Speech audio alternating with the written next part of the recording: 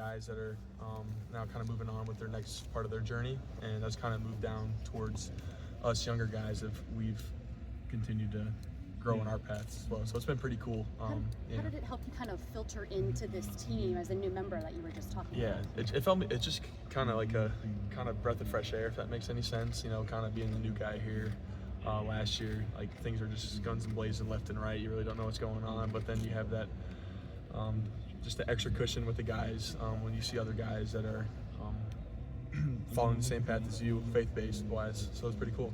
How have you as a football player grown from last year as a newbie to this year? Definitely a lot. I mean, you're at Ohio State, you learn a lot. You know, things don't go your way, and that's when you kind of need to trust in the Lord's path and His guidelines for you. How do you guys handle criticism as a unit? Do you just not pay attention to it, take it to heart, and turn it around? Yeah, I think it's a little of both. I think we don't really pay attention to it though as much. We're not really looking at it as much as maybe other people are, other teams. It doesn't really bother us. I mean, the line has been sort of a, how do I say, a punching bag of this team. Is that something that you guys are really conscious of turning around and just kind of want to, I don't know, shut people up, or how does that work? I would say, yeah, 100%. I think we're just kind of grinding every day and going at it every day. Just we're in the doldrum of camp, as he says. We talked about it with Coach Fry, and the doldrum is the equator, where the wind, you have to make your own energy, you know, and sometimes you're in the middle of camp and, you know, we're here every day doing the same thing, and it gets hard. So you kind of got to bring your own energy and bring your own juice every day. And I think we've been doing a great job of that so far here. And I feel gonna feel bad for Akron when we play them, because we're gonna be seeing new guys for once, and going to take a toll on them. So we'll be ready to roll. So Seth was saying that when your technique's on, you can dominate people. For you, what's the toughest thing right now about consistency with technique? Yeah, that's a great question. I think it just comes with the basis of just me going into year 3.5 of playing offensive line. You know, I was kind of a newbie coming here in general. I didn't really play offensive line until midway through my junior year of high school. So it's taken me a long time to just master the technique that's been shown, but I trust in it wholeheartedly, and I'm just trying to grind every day, get better. You kind of balance the position switches to playing some tackle last year, guard, and now some center. Like, how have you balanced them? I just think it comes with just, you know, how do I explain this? Kind of brain farting right now. Sorry, guys. You know, I think the more understanding you have of the scheme, the easier it is for you. So bouncing around isn't as much as a problem for me, just because I'm versatile and I know that if I have full confidence in my ability, I can go out and do anything. So having that and being able to give that to Coach Fry and the other guys, of having some depth as well at different positions, I know that brings a lot to the table for me to get on the field. So. You came in here playing tackle, now you're getting some reps at center. What's that been like to kind of deal with all three of those positions in only a little over a year? Yeah, you know, like I said, it was a lot at first, but honestly, I've started to just continue to just trust in the plan of the Lord. You know, coming in here, obviously you have dreams of and accolades of being like, I would wanted to be a left tackle. Here I am. You're going into year 2 playing center and guard, and that's all right. Hey, Jelani, what's up, dude? And that's all right. You know, I'm just kind of trying to find my way onto the field here as any way possible. You like playing center? I do. I like it a lot. Yeah, I like it. I'm a pretty social guy, so I think I like being able to just scream at random stuff and call out stuff on offense. How does that make that position fit your skill set well? Yeah, like I said, I just think like my skill set of being maybe not the tallest, lengthiest guy, being able to stay low and use that to my advantage, and obviously knowing the scheme as well. I think the IQ of the game and mentally is obviously a huge part of football, and you need to bring that to the table. So just knowing, like being able to go from tackle to guard to center, and knowing what every guy has on the line and what their assignment is, that helps out a lot for me, being able to make my job easier at center when I'm in there.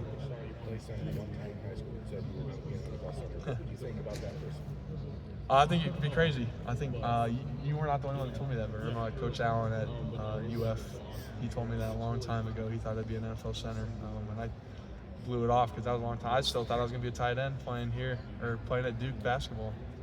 I didn't really think I was going to be playing the offensive line here. How important is that to remind yourself to kind of run your own race? Tiger was talking about it earlier. Yeah. You come in here, you're from Ohio, you have all these recruiting accolades, and you think, like, I'm going to make it my time, right? But, like, it's not really your decision. Yeah, it's not. Yeah, 100%. And I just honestly go back to the faith-based part for me. It's just it's the Lord's way. It's not mine.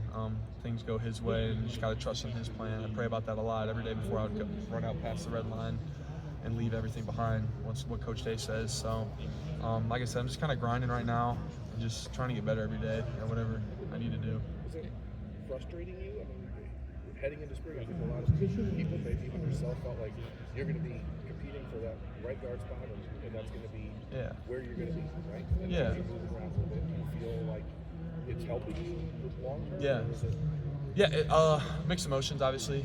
It's tough not like bouncing around like stuff like that, if that makes sense, because you want to obviously get on the field as fast as you can, but you know, that's part of the deal coming to Ohio State. You know, you have all these goals and accolades, and they're still right there. So I'm just kind of the grind to get to that moment. It's almost like you're playing a slow motion game with using the chair. I mean, is it right? I mean, and then number two, your body's maturing along the way too. Right? Oh yeah, Right? yeah, 100%. Yeah, In high school, exactly. You never know what you're going to get to Right. in college, right? Yeah, 100%. That's another thing. It's you know, it's not only just the physical part of playing football, but it's also the physical part of being in the weight room. Getting another year of knowledge on nutrition, like what your routine's going to be throughout the fall. Because last year I really didn't have a routine. You know, that was just part of the learning curve of being a college athlete and pretty much pro, because it is pretty much pro football here. What has Seth brought to the table for you? Obviously, playing some center Yeah. for you. I mean, is that like talking to well, I'm not going to say what Urban Meyer used to call it, a grown A man? I mean, what is it like Yeah. talking to? No, 100%. Here's what I'm saying. I'm going to say professional athlete. He's a pro. He's a pro. He takes the field like a pro. He takes the classroom like a pro. He obviously has a lot of experience. Being able to play 3 years at Alabama is a huge accolade that will help him throughout his career, obviously, and help him now here. Just being able to learn from him and just kind of sit back and listen to what he has to say, because at the end of the day, he's seen everything. He knows everything, and he just kind of goes out there and plays because, I mean, why wouldn't you after 3 years of being all SEC center, you know? So it's pretty cool. Do you feel like y'all, last thing for me, you feel like y'all have developed depth in this, you know, like Coach Fry was talking about a while ago, sometimes when guys get sick, et cetera, people step up and then boom, you get something out of them you weren't expecting. What's your sense of the depth y'all have coming out of this camp? I think it was big, you know. I know you guys knew that there was a little virus or something going around with the team, and I ended up having that. So that took me out for a little bit of practice throughout fall camp. And, you know, I think with that, you know, we ended up having a couple days where it was 10, 11, 12 guys there in fall camp, green practice. So people got to step up, you know, and I think we did a great job of that. I think Coach Fry handled it tremendously, to be honest with you, because that's hard, you know, having not as many guys out there and not having a full offensive line. It's pretty hard. So guys definitely had to step up, and I think everyone did a great job of that, and it just helps us with depth for this upcoming year, because obviously we're playing 17, 18 games this year, so it's going to be a long year. We're going to need everyone. What do you think is the best sales pitch Ohio State has to offer to an incoming recruit or someone that's considering Ohio State? I would say brotherhood, 100%. I know that's cliche to say, but it means everything. Like I said, coming in here, I thought Xavier Johnson, G. Scott, all these guys, Josh Fryer, Donovan Jackson, I mean, even Paris Johnson, I talked to him yesterday for an hour and a half, like almost an hour and a half, just catching up, and he called me. I didn't call him. So just having that ability to be able to talk to guys that are from the past that played here, that are in the pros, and guys coming into the future, it's pretty freaking cool, because you don't really feel like a freshman. You kind of just feel like another pro athlete when you come here. It's not like, oh, I'm the freshman, let me sit back. You know, the guys are egging you on to get into that fire with them. It's pretty cool. Yeah. Who are some of the guys in your position group that you've learned the most from over the years?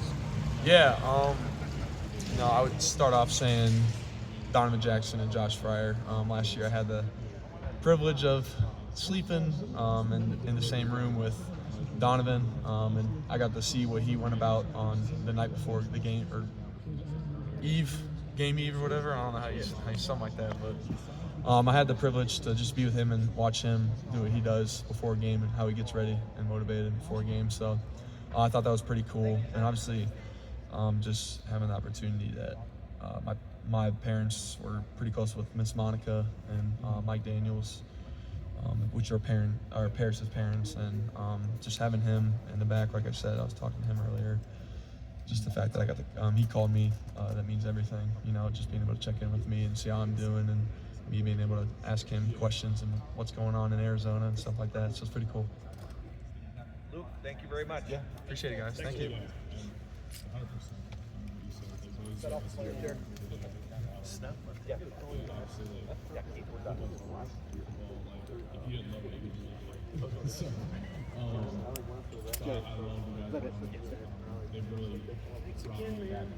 Betcha.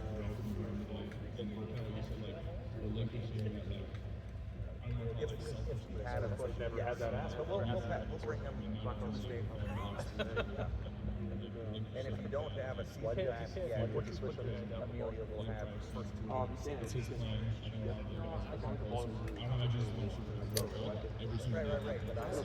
But yeah.